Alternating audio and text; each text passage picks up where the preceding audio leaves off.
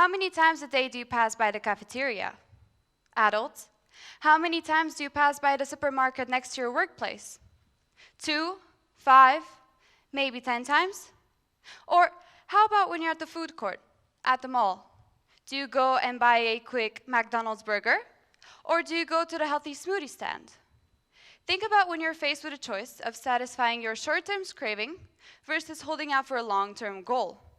Think carefully next time, because scientists have discovered that certain foods make you feel happier, while some make you feel tired, lazy, and down. Who here has recently eaten pizza? Raise your hands. All right, many of you. I bet you have felt really satisfied after immediately eating the pizza, but later on, you have felt really tired and lazy for the rest of the day. Or who here has recently eaten chocolate and felt really satisfied and uplifted? There we go. Well, there are 2 chemicals in our body that trigger the neurotransmitters in our brain that decide what mood we have. Well, the first chemical is dopamine. Dopamine, as some of you may know, is the feel-good hormone that dictates our mood very largely. So, dopamine, when there are small quantities of it in your body, you might have mood swings, low motivation, fatigue, and you'll be at risk of depression. While if you have healthy levels of dopamine, you'll be motivated, you'll have healthy sleep patterns, and you'll be very happy. So now you may ask yourself, so how do I raise my dopamine levels? Well, if we start off by proteins, they can raise your dopamine levels largely, such as eggs and meat. Although, if you're vegetarian or vegan, like today's society is mostly, we can see that you can raise your dopamine levels through a simple fruit bowl salad made of apples, watermelon, bananas, and almonds. Also, if we look at the building block of dopamine, L-theanine, that acts as a relaxation factor, we can find it in everyday green tea.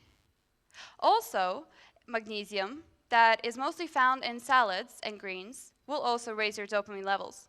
However, the good news is, if you do not like salads, you can eat nuts and chocolate. Also, vitamins B5 and B6, most found in bananas, rice, and chicken, will also raise your dopamine levels. And finally, vitamin D, most commonly gotten through the sunlight, will also raise dopamine levels. I'm sure that many of us, on a sunny beach day with the sand in our feet and the waves crashing in front of us, have felt really satisfied and uplifted. Otherwise, on a dark, cold winter day, we have felt really tired and sloppy, and also we were sad that we didn't see the sun. Well, that's the work of dopamine. So the second chemical is serotonin. Serotonin is 95% in our guts, and it is released from our guts to our brain. And with this connection, we can see that truly we are what we eat. Now, serotonin, if there are low levels of it, you will be lack of motivation, you will have irregular sleep patterns, and you'll be at risk of depression. But on the good side, if you have healthy levels of serotonin in your body, you will feel relaxed while still maintaining your energy levels. This relaxation factor of serotonin can be felt even 30 minutes after eating.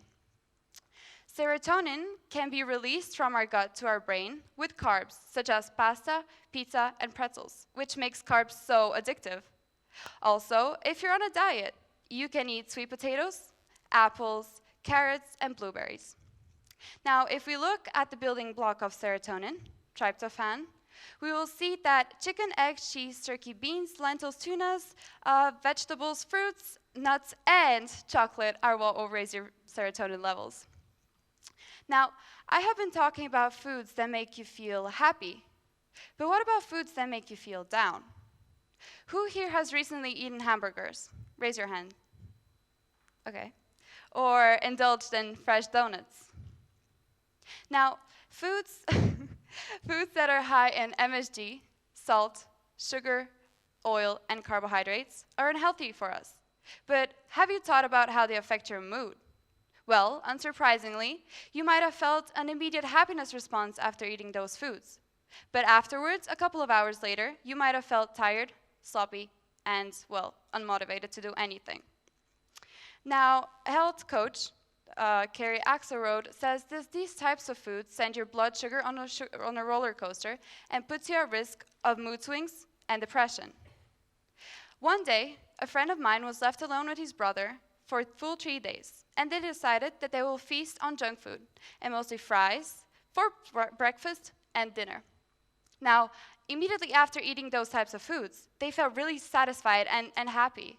But in reality, after the full 3 days, they felt really tired, unmotivated to do anything, and their faces were full of acne.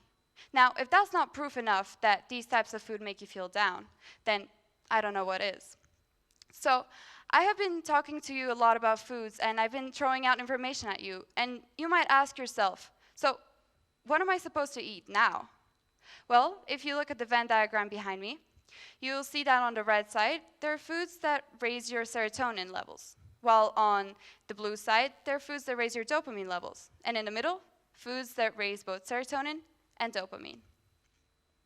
Now, the only thing I can tell you is, you are what you eat, as well as how you feel. Changing your diet slightly to improve your mood positively is not such a big change. But in reality, it is quite easy to feel happier. And so in a world where everything's moving fast and you have to be constantly up to date and there's many aspects that can make you feel angry, tired, and unmotivated, changing the small thing in your diet can result in a positive mood. And I encourage you to do that. Thank you.